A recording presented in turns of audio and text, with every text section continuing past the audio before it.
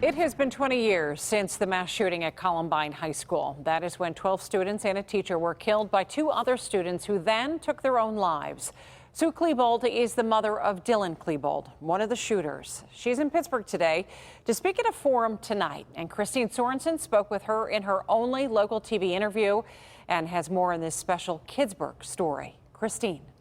Sue Klebold experienced the unimaginable and is other side, ready to talk about what we as parents, schools, and a community can do to help all of our children, many who may be struggling with mental health issues.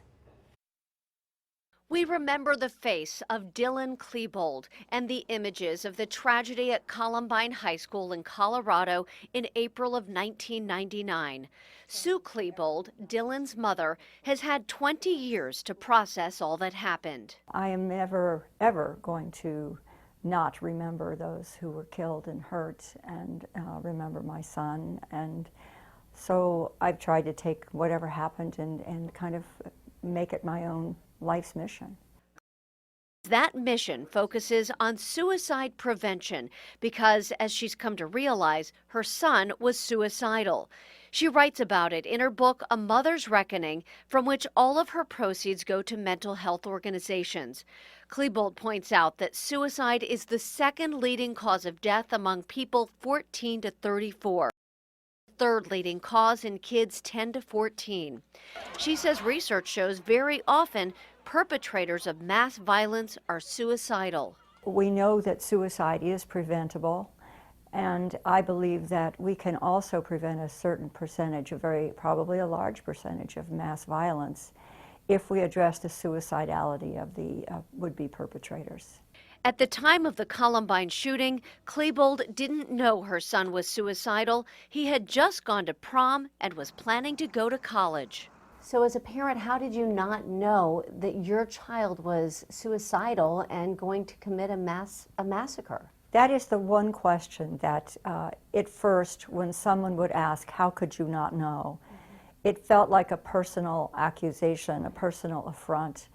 And I think the reason it felt so horrible was that was the question I was asking myself. Klebold says she thought her love for her son would be enough and that he would communicate if he needed help.